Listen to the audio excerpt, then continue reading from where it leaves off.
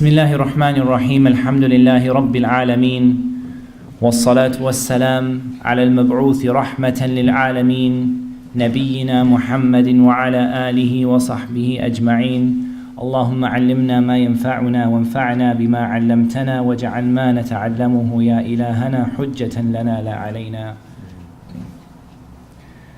طيب. Alhamdulillah, starting nice and early again today, inshaAllah ta'ala. We have a lot of material to get through. But what we wanted to do is really to reward you, brothers and sisters, who've made this effort to come here nice and early, mashaAllah, tabarakallah. By alhamdulillah, the brothers have really pulled it together. They've done a lot of work to block out the sunlight. And one of the brothers, mashaAllah, tabarakallah, jazahullahu khaira, has brought us a projector that will show us the images in a little bit more detail.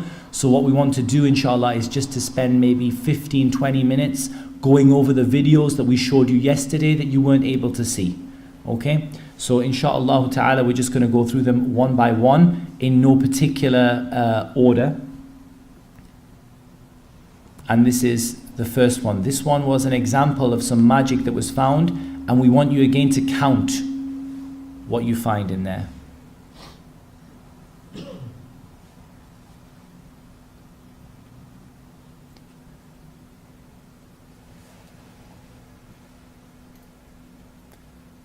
So you can see there a dead bird, chicken.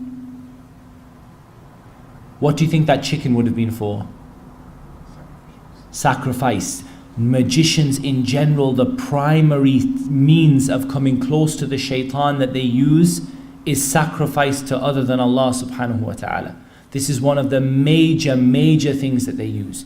You will almost always find, not always, but you will almost always find that the means of offering to the shaitan is sacrifice. And they're now examining the bird. It may well have sihr inserted in the cavity of the bird or stitched into the wing of the bird. So they examine the bird carefully. Now count the number of eggs.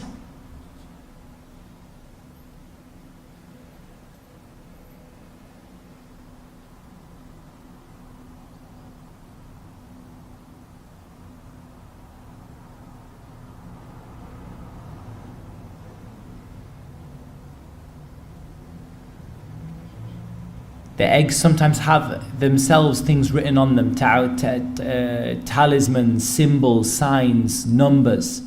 But these eggs are plain. If the egg is colored red, what do you think that might be for? Love. Good.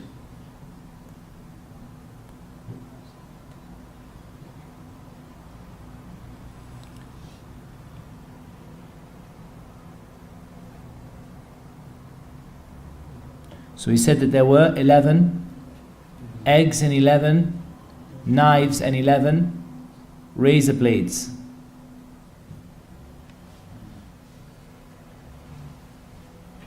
These numbers have a purpose. Somebody said, and it's a very valid question, why do these numbers have a purpose? Why not just the shaitan, just go and kill him? Why do this? Allah Azza wa Jal knows best, but it seems that the shayateen, this is their knowledge, this is the way that they act. And Allah subhanahu wa ta'ala knows best how it happens, but this is their methodology, this is their knowledge, this is what they pass on to the people. When they include those 11 of each, it's intended with a purpose. And then you have pins, and watch, they're counting the number of pins. They're putting the pins onto the edge of the cardboard in order to count the number of pins. Looking at this, looking at what came out, which one of the four elements was this person? Do you think likely? Some people said air. Who else thinks anything different? I think earth, because I think it's unlikely that this stuff in the box would have been tied to a tree or something like that. I think almost certainly this box would have been buried somewhere. In general, you would find it difficult to tie this stuff to a tree. But Allah Azza wa Jal knows best. And see some kind of maybe lentils or something like that in the picture, and they're examining them. They're examining to see what's in there. What else might be in there that they don't have. They already know how many they're expecting to find because they know the counting, but they're checking. Maybe it's not 11, could be 15.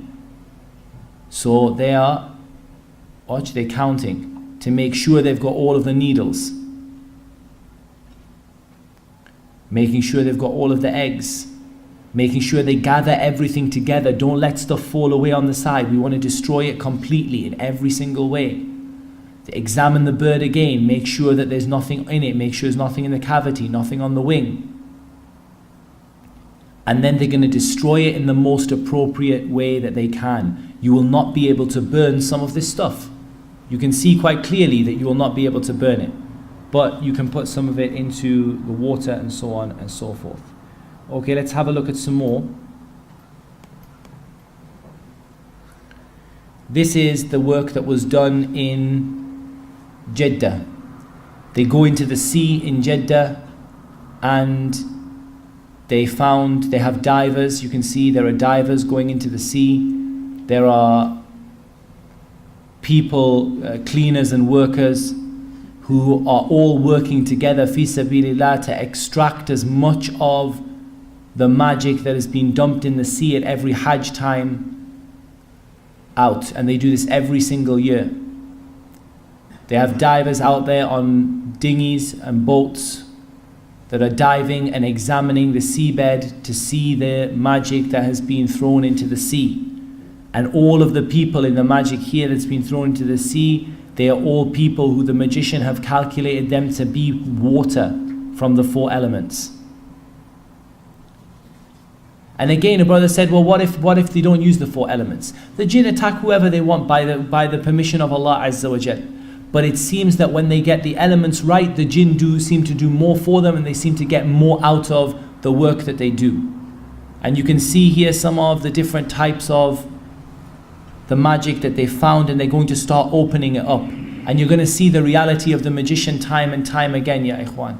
You're going to see the reality of the magician time and time again. All the time they are opening these things, they're reciting, blowing, reciting. This is how you keep yourself safe. This is how you protect yourself from the effects of the sihr. Because you're handling black magic, you're handling something that is associated with the jinn. Perhaps the jinn are attached to those pieces of things that you see there. Perhaps there are jinn that are sent to guard them, jinn that are sent to protect them. But you protect yourself and you destroy the magic with the permission of Allah by reciting the speech of Allah subhanahu wa ta'ala. You can see, look at how they've done this magic. Look, you've got bottles, you've got things. Some of this will just be rubbish. As they're extracting it, some of it may be rubbish that's been thrown into the sea. But as they're determining it, they have a team of people from the Hayat al-Amr bil-Ma'ruf and Nahy al-Munkar, the Committee for the Promotion of Virtue and the Prevention of Vice, and they are opening up each particular thing. Sometimes you may not be able to open the box, ya ikhwan. You may not be able to do it without reciting on it, without asking Allah Azza wa Jal, without praying 2 rak'ah and asking Allah subhanahu wa ta'ala to give you tawfiq, without sitting and taking some time to make dua for Allah subhanahu wa ta'ala to make it easy for you. There may be a jinn circling the box, holding down the lid of the box. But alhamdulillah, none of them can stand in the way of the speech of Allah Azza wa Jal. Knots, you must break all of the knots. It's easier to do it with a razor blade than it is to do it with scissors. With scissors you can miss the very fine knots. With a razor blade you'll get all of them. So have a box of loose razor blades with you. Cut the knots open. The brother here is opening up this box that has been put into the sea. And look how they've made this effort to stop the seawater from destroying what's inside. And we're going to see what's inside, and we're going to see what the reality of the magician is and what the magician does on a daily basis. This is not 1 or 2 magicians that disgrace the Quran. This is every single magician. They have all the tools there. They've got some strong knives, they've got some scissors. They're going to break it open between the 2 of them, and they're going to try and find out what's inside of the box. And finally they've been able to open the box. Inside the box there is some mud.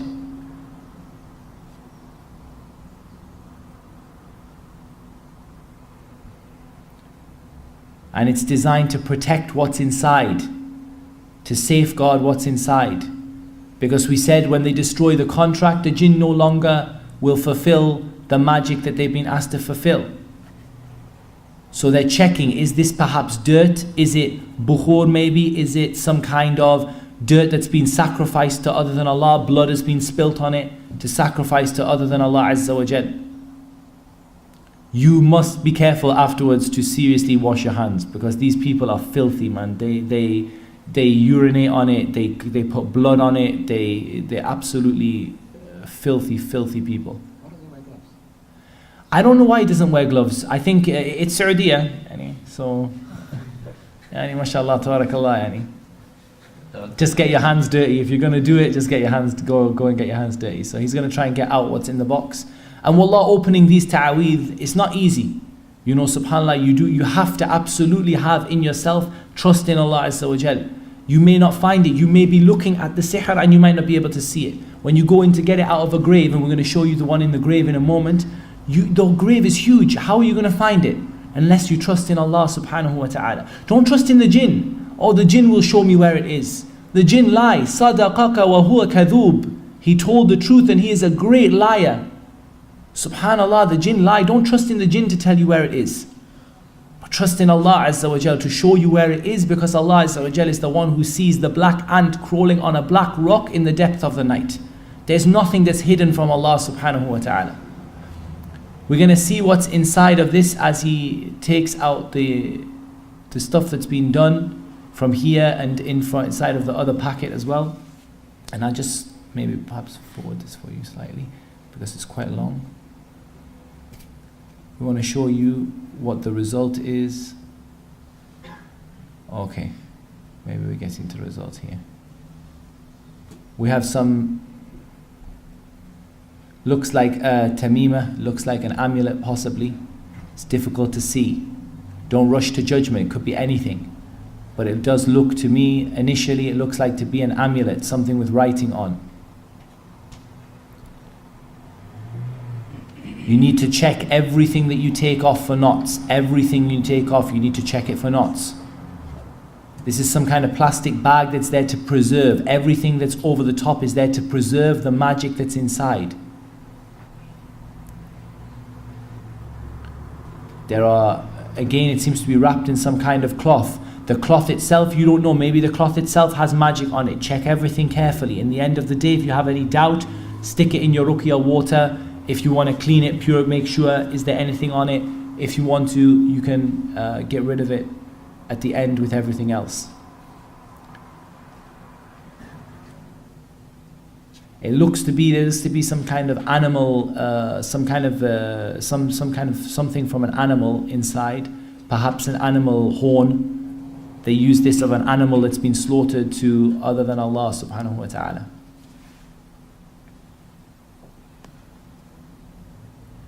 We're just going to move forward slightly. Okay, you're going to see what's inside of the bag now. They use all of, and this is when we talk about magic developing. Magic doesn't develop, it's nothing new, it's the same magic inside, but it develops in just the way that they preserve it. Now they use plastic preserving and they use padlocks and they use, but it's the same magic.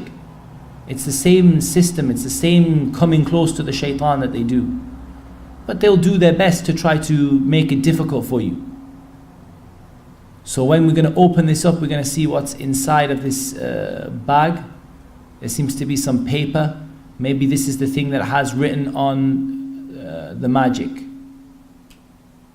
It appears to be blood. There appears to be blood stains inside.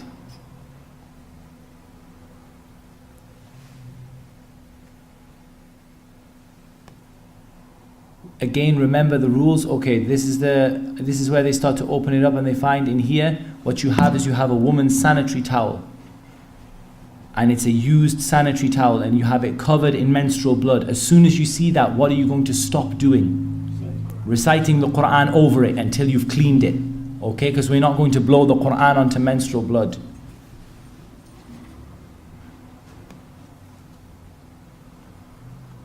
But you must clean it. Why? Because maybe the thing that you need to recite Quran over is on there. And maybe the magician thinks, I know an easy way to stop you doing it. I'll just smear the writing. But when you clean it to the best of your ability and you purify it, and then you're able, you know, with rose water or with something that smells very strong, has a very nice smell, you know, put some sidr in there or something, and, you know, give it sort of, remove the dirt and remove the uncleanliness, and you'll see the magic is written inside of all of these things. And there are many, many things in it's a long video. You have here congealed blood, and you have all kinds of stuff that is hooked inside. They've found another kind of some kind of thing. It might be a coconut shell or something like that, which also has the magic inside. That was an example of the water magic that we showed you, okay? Now we're going to show you an example of the air magic. Okay, here you have a bird, and this poor bird has had the magic, I believe this is the one that has had the magic stitched into its wing. Can you see that? The bird has had the magic stitched into its wing. And they use particular color of birds, sometimes black, sometimes white, according to what the jinn command them to do. It's not a fixed rule, but the jinn will command them to do certain things. The jinn will say to them, bring a white bird, tie it to the foot of a black bird, bring me a blind rat, bring me a one-eyed dog, bring me this and that and the other, bring me a sheep that looks like a vulture. Honestly, they will ask and ask and ask. And sometimes, why do they ask, ya ikhwan? This is very important. Why do they ask? Because they know you can't get it. And then when you can't get it, what do they do instead? They say, no problem, I will sacrifice for you, give me £10,000. And I will bring you a sheep that looks like a vulture. I will bring you a blind rat. I will bring you an orphan mouse. An orphan mouse. How do you know what mouse is an orphan? I want an orphan mouse. A mouse that's mother and father, that's father is dead. Bring me an albino rat.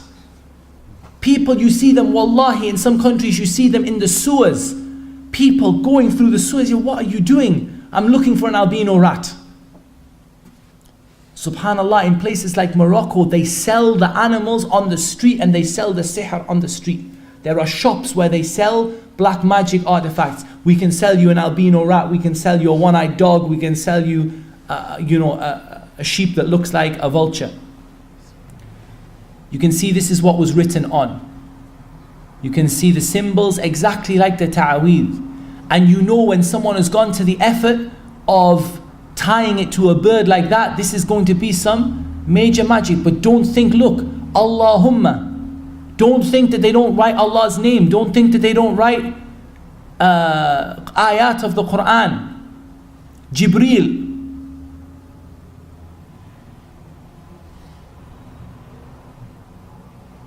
Words from the Quran. Tayran ababil. Tayran ababil. Here we have Bismillahir Rahmanir Rahim. If this was tied to a bird in this way, be certain that this contains seeking help from the shaitan and magic that was done for somebody. Because nobody is going to stitch something to the wing of a bird for no reason. This has been done, and this looks exactly like many of the ta'aweed that are hung around the necks of the people. And yet it is full of ayat, but what are they doing? They're disgracing the ayat of the Quran. What is this paper? Sometimes the Shaykh, he said, you will find a paper and it has nothing written on it but the pure Quran. And the Shaykh said, then we smelled something and we realized the paper had been dipped in urine. And then they had written the ayat of the Quran. They give it to someone, say, look, Ayatul Kursi. And it's been dipped into urine. This is the action of what the magicians do. Let's have a look at another one. Let's have a look at earth magic inside of a grave. And look at the shuyukh, what they do. This is their job, day in, day out. Down they go into the grave, and a magician had phoned up.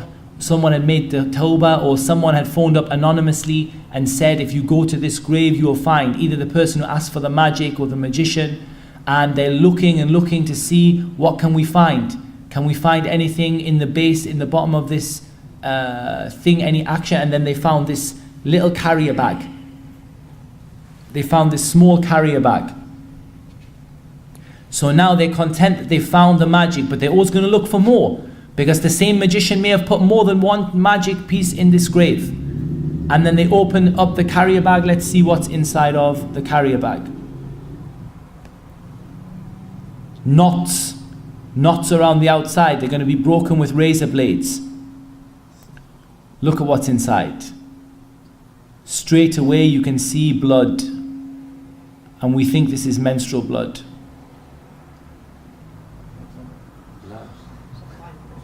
Okay, what can you see, guys? You can see a red egg. A red egg. Okay, I'm going to tell you what you can see here, what you might not be able to see. Here what you can see, and I want you guys to interpret this for me, okay? Make notes if it helps you to revise it, if it helps you to think of it, okay? What you can see is a red egg. A sanitary towel covered in menstrual blood.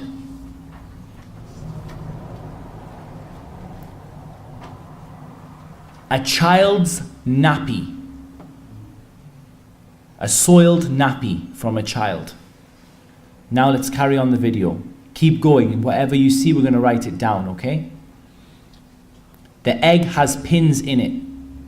Okay, so if you wrote down the egg has pins in it. There's a child's nappy. Here you have a lemon that has been cut in half, or a lime. You have a citrus lemon or a lime. It's been cut in half. You have the head of a bird, some kind of bird, perhaps a chicken. You have the head of a bird. Okay, you have a lime or a lemon that has been cut in half. A menstrual pad, a child's nappy that's been used. And you have some sort of writings possibly on the inside. You have this half of the lemon or the lime. And you have a tissue, a handkerchief is tied to the egg. Tied to the egg is a man's handkerchief. Count the pins. 1.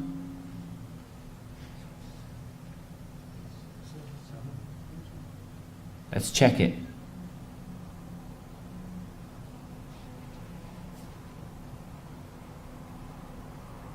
2. Mashallah, this sheikh is brave, man. He puts the pins in his glove. He uses his plastic glove to store the pins.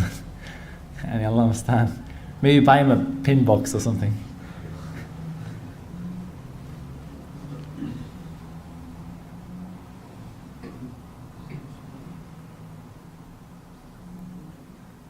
Seven pins. Let's fast forward to the end of the pins. And we have, this is another, I think this might be another lemon.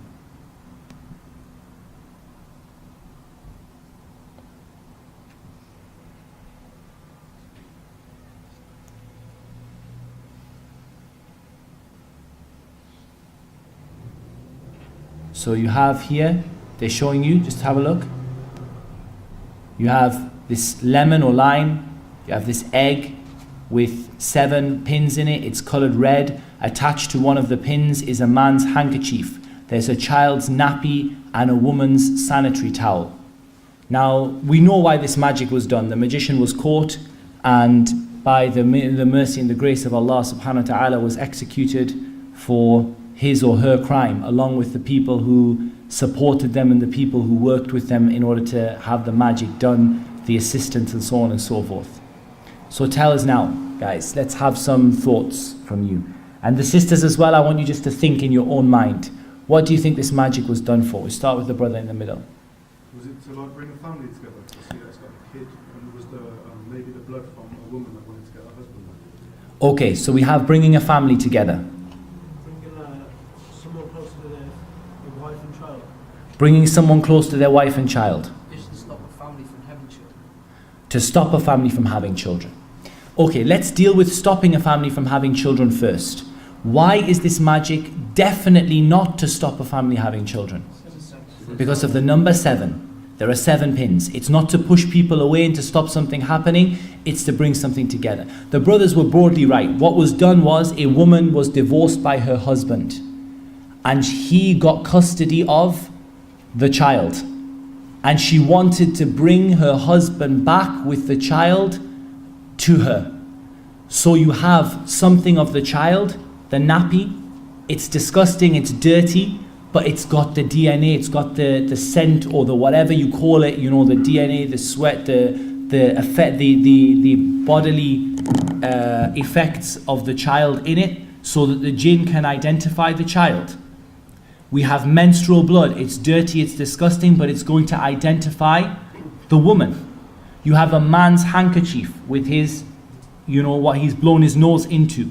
So again, you have the effects of the man. The handkerchief is nailed with 7 pins to a red egg. Red is for love.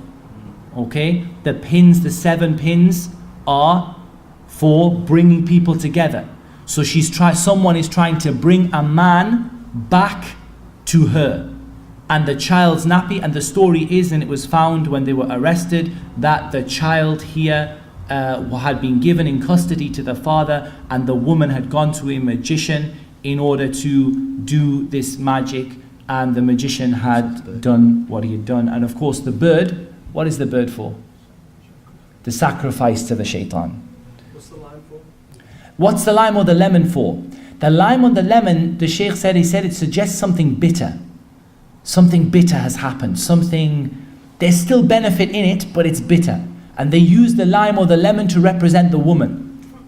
Because it's something, it's like she's gone bitter, she's gone sour, but she still has a benefit. It's a beneficial fruit, but it's gone sour and bitter. And there's a lot of symbolism in magic. So it's a symbolic thing to represent the fact that this woman she's become bitter, she's become shriveled, she's become very sour, but at the same time, there's still, you know, some benefit that they want to get out from her. Why would they put it in the grave? Why did they put it in the grave? Very good question. Why did they put it in the grave, guys?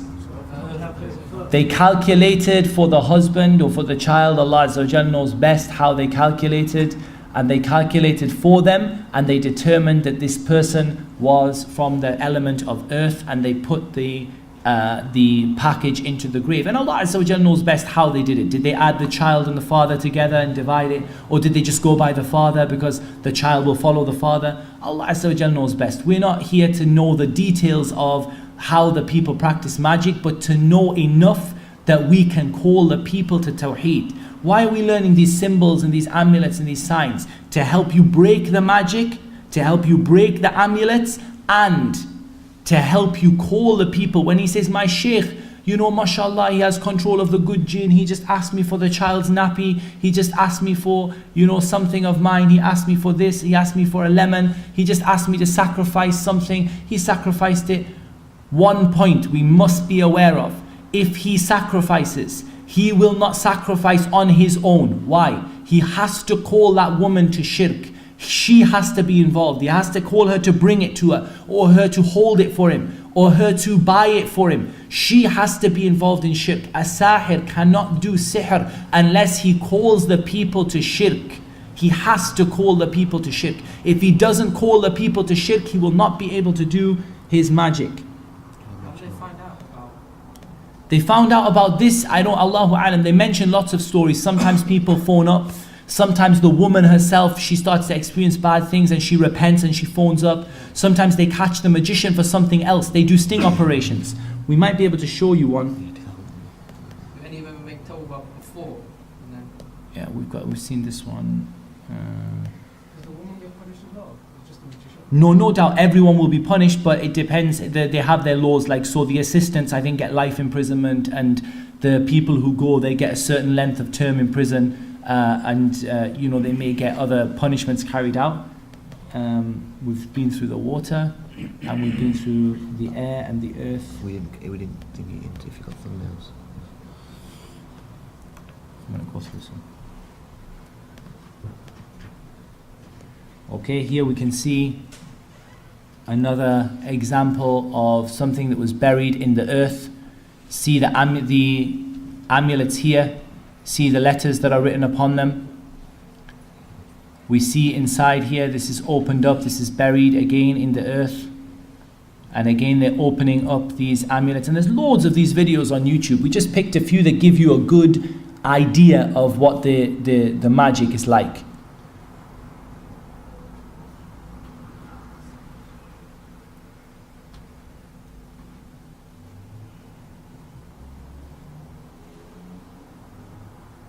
This says it is to be buried in a grave.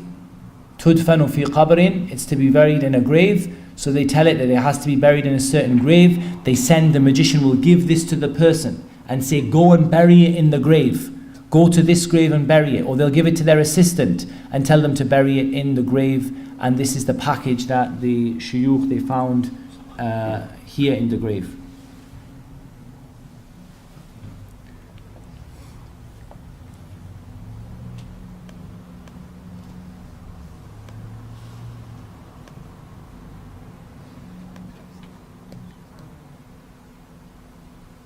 One more I want to find for you guys. Here. Okay, this is a sting operation. Okay, this is a sting operation by the Hayat al-Amr bil Ma'roof and Nahy al-Munkar.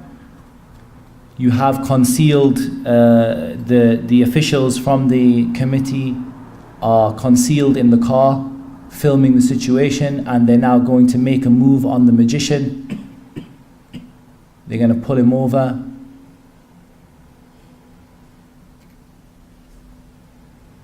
And let's see what this magician has brought with him.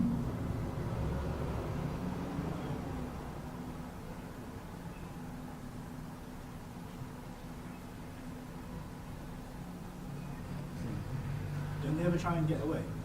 Yeah, no doubt. But I think until this point, it's not clear. Like they're going to jump out the car. He's stopped at the person's house now, and they're going to jump out the car. And he is along with the police. Here you see the policeman who is arresting him. Let's see what this person has got in the back of the car. This is a sheep or a goat that is supposed to look like a vulture. So, and what did he say he was going to do? He said, bring me a sheep or a goat that looks like a vulture. And they couldn't do it, so he said, I will bring one for you for 10,000 riyals or whatever. And what he said is he was going to the toilet in their house to sacrifice it inside of the toilet.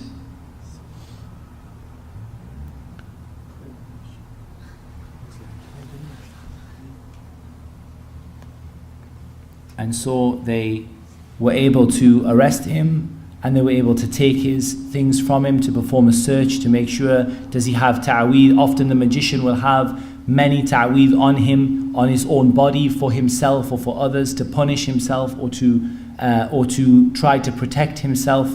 And at the moment he doesn't know exactly what he's doing. He's trying to claim that he's innocent, that it's just a regular animal that he just happened to be bringing. But why do you think, guys, why do you think that they didn't let him slaughter the animal? Why not catch him in the act? Why not catch him? Wouldn't it be better to catch him in the act, slaughtering the animal in the toilet? Would not put some of the magic on or activate the magic? Not because of the magic. Why? You told me yesterday. You said you don't allow it because it's obviously kufr. They don't allow him to commit shirk. You can't allow somebody to commit shirk. They will give him, let him get to a certain point, but they will not. They waited until he stopped, until he took the animal and he was walking into the house with the animal. That's as far as they let him go, because they will not allow somebody to commit shirk with Allah subhanahu wa ta'ala. Let's have a look at a few more examples that we didn't have a look at yesterday. This was the example of the masahif that have been covered in feces and urine, and they're purifying these masahif. They're tied with amulets, and they've been dumped into somewhere filthy, maybe a sewer or into the ground. And there are 51, as far as I remember, there are 51 of the masahif, tied together with knots and ta'aweed and amulets.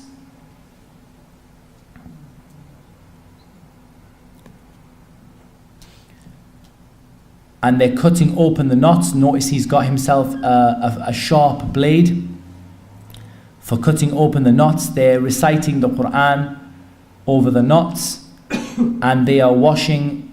Look how they're keeping all of the effects together.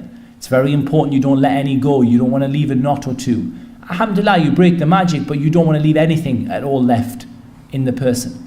And look at the amount of work. And then they're putting rose water, and they're putting other kinds of nice smelling and nice scented water in order to wash the pages of the Mus'haf. And the Mus'haf will eventually be burnt as to get rid of the Mus'haf, or it will be thrown into the sea. But they want to purify it first. They want to take away the urine and the feces that's been spread upon it. So they're using the rose water to wash the Mus'haf. You can see here for a second the inside of the Mus'haf. There are metal hooks, and this is part of what has been done to implement the sihr. Similar to knots, these metal hooks have been put on, and you can see how it is covered in excrement, it's covered in filth, and they're having to wash each individual page of the Mus'haf. The Shaykh said, we opened up the pages of the Mus'haf one by one, and we washed them with smelly water to try to remove some of the filth from them. And this is why, ikhwan, ruqya and fighting against magic is from the highest forms of jihad fi sabilillah. This is making the word of Allah the highest. Taking someone who has made the word of Allah the lowest and has tried to do so, and they will not be successful, and then purifying it and washing it and cleaning it and making the word of Allah subhanahu wa ta'ala the highest. Look at the filth that is coming off these masahif into the water, and you can see, look at the number of masahif, and they're going through each page of the Mus'haf one by one, and they're putting perfume on the page. They got the expensive kind of oud, the most expensive kinds of perfume, and they're perfuming the pages of the Mus'haf out of respect for the book of Allah subhanahu wa ta'ala after it being desecrated in that filthy way. Out of curiosity, is there any reason why they don't wear gloves? Allahu a'lam. Here you can see this is something that has been a Mus'haf that's been desecrated with menstrual blood. It's been inserted into the private parts of a woman, the magician, so that she could bleed over it and to disgrace the words of Allah subhanahu wa ta'ala. And again, the brothers are going to purify the Mus'haf. They're going to clean it, they're going to perfume it, and then they're going to eventually dispose of it in a permissible way, such as burning, or as we say, there's 3 ways to dispose of the Mus'haf: to burn, to bury, or to dispose of it in water in a way that is appropriate, so that the words of Allah Azza wa Jal are not disgraced and desecrated. Look at how they had scrumpled up bits of the Quran into pieces, and she had used them as like a sanitary towel. And this is not something that is unusual. This is something that is very normal, and it is a common practice of these magicians, these people who don't fear with regard to a believer anything whatsoever. You know, if you were cleaning someone like this, would you bring it home to do it, or would you do it somewhere like that? In general, I want you guys to have a rule. I don't generally want you to bring the ta'weed into the house.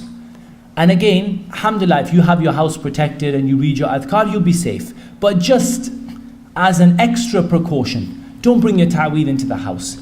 Keep them somewhere in the office. Keep them in, a place where it's a public place, like the masjid or something. Put them, in on a community somewhere, in your car or something. Don't keep these in your house and dispose of them if you can. Now, I put them sometimes because I have no choice. But in general, this is the advice of the Shaykh, and I think it is, in general, good advice. I think it's decent advice, and just to keep yourself and your family, to keep yourself confident that you're not bringing something into the house that is shirk with Allah subhanahu wa ta'ala. And if you do so because you want to get rid of it, inshallah, there's no harm going to come to you, inshallah. We saw the picture of the sewer before, and we saw the brother who climbs down into the sewer, and then from the sewer that is covered in feces and excrement, he is taking out the Mus'haf. You can clearly see it's covered in feces, it's covered in excrement, and it contains, here you have the Mus'haf, and you have some of the actions that were done to perform magic upon somebody.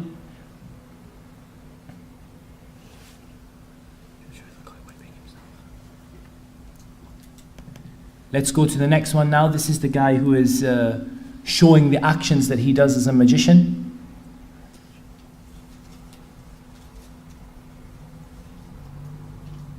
So he's dressing up in these red clothes, of course claiming it to be permissible. He said we do so because the shaitan tells us that we are allowed to wear red and the best color is red. And of course the Prophet ﷺ forbade a man to wear exclusively red clothes from top to bottom. He has this red sort of prayer mat. He lights the incense. Again, there's nothing wrong with incense to perfume your house, but this is incense with the intention, the niyyah. It's the same incense, but the niyyah is what? To bring the shaitan close, and they're using incense that is beloved to the shaitan. Then he is going to call the shaitan, come to me. He's calling the shaitan, and then he begins to whip himself.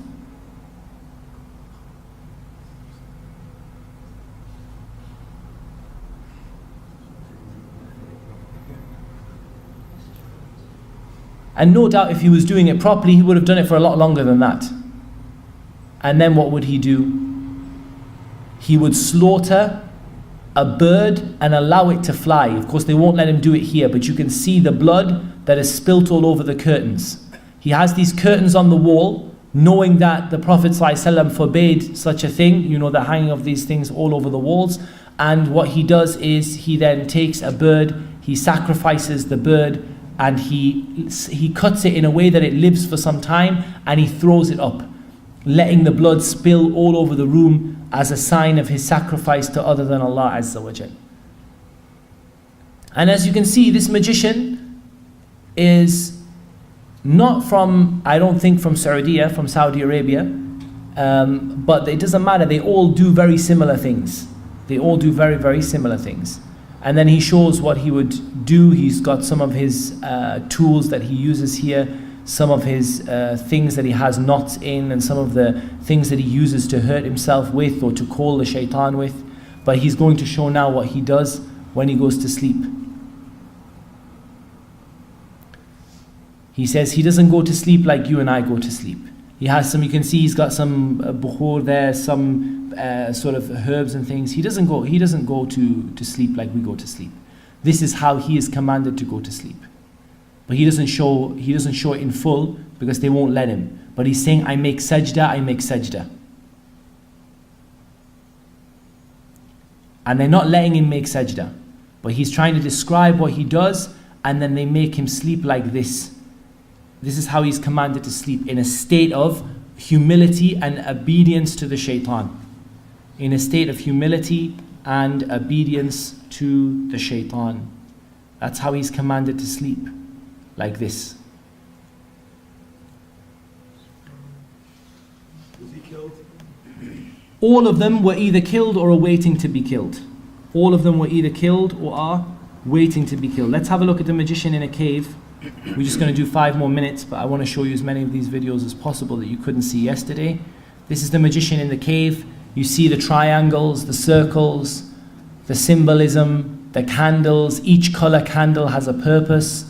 I remember that red is to do with love and to do with bringing the bringing, and one of them is for the separation. And he sits in this circle, and in this circle he's commanded to go to the toilet and to sit in his own excrement, and he's commanded to sit and to begin to recite what he knows as his adhkar, his dhikr. This is the cave that he sits in. He lights his candles and he sits upon this little mat that he's commanded to go to the toilet on. And he begins doing his dhikr. Look at him, he looks like he's doing dhikr.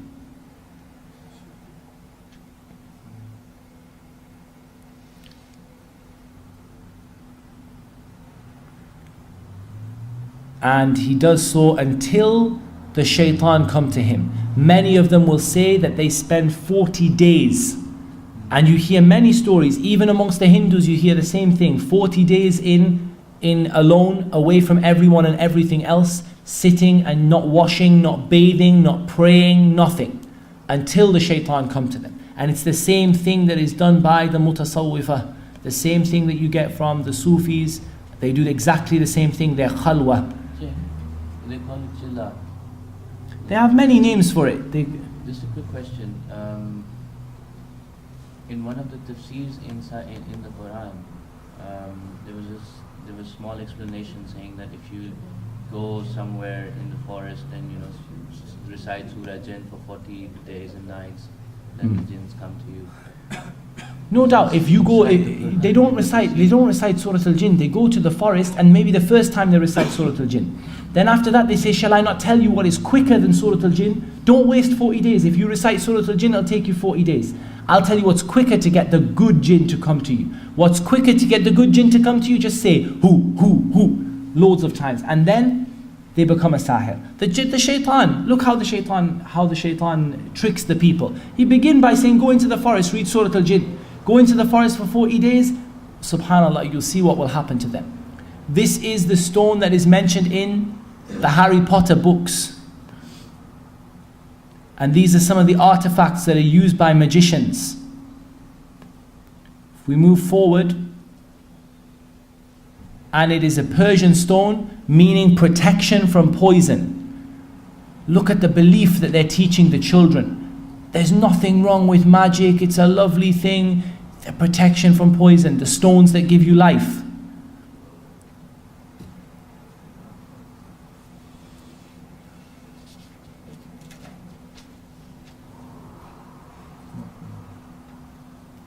Okay, it's not forwarding.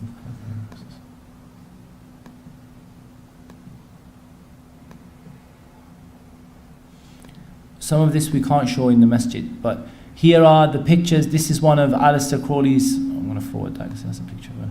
Like you can see that these are some of the pictures of the shayateen that they have here. Picture of the shaitan as they see him there with his horns. We know that the shaitan, he has these horns. Whether they are like this or whether they are like anything else, Allah Azza wa Jal knows best. But this is the image of them that they make. And these are all of the horned god. These are all of the pictures that these people use, the sacrificial altars that they sacrifice on to other than Allah Azza wa Jal.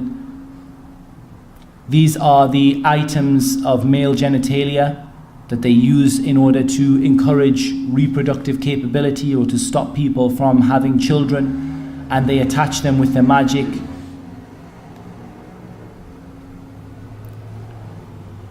And these devices were used to collect fluids, to collect parts of fluids from men and so on and so forth, and those fluids were to be used in coming close to the jinn and in performing the magic. This is something, ya ikhwan, that you can barely look at it without feeling absolute disgust. Let us see it in more detail. This shaitan who dresses up like a wali from the awliya of Allah Azza wa Jal. And he says this man has a jinn in him and he's going to cure this man from the jinn. So you can see this man is not willing, but he has this sword, this knife driven through his cheek. And of course you can see how it works because they drive it through the flesh, so it's less, it doesn't produce blood and stuff like that as much. The wound closes up. He's searching for the shaitan. Where is the shaitan in this man?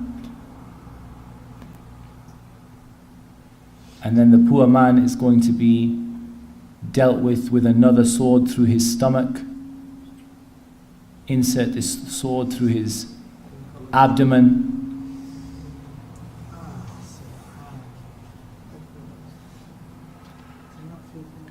This is the so-called wali from the awliya of Allah. Look how he dresses like a Muslim. How he has a beard.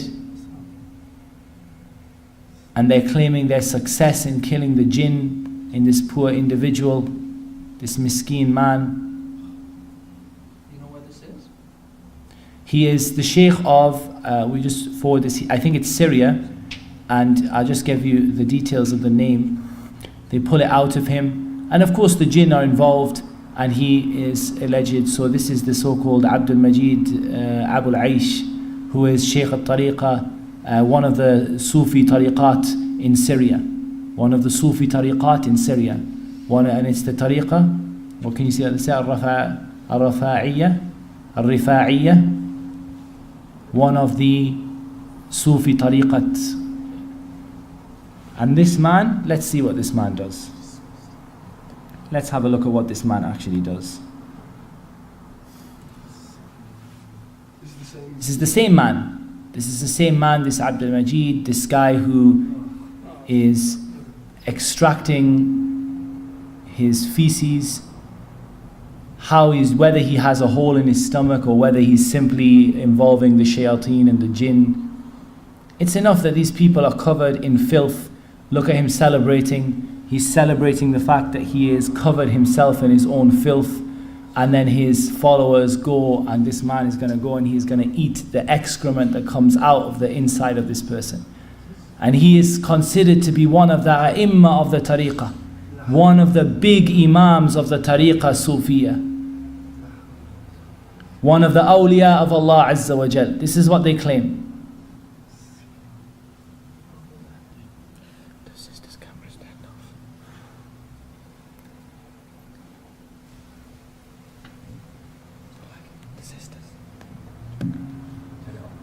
It's turned off.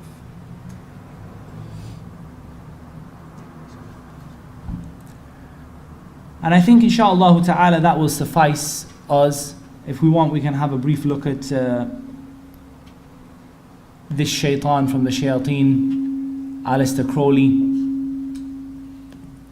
and what he would do, and we might be able even to listen.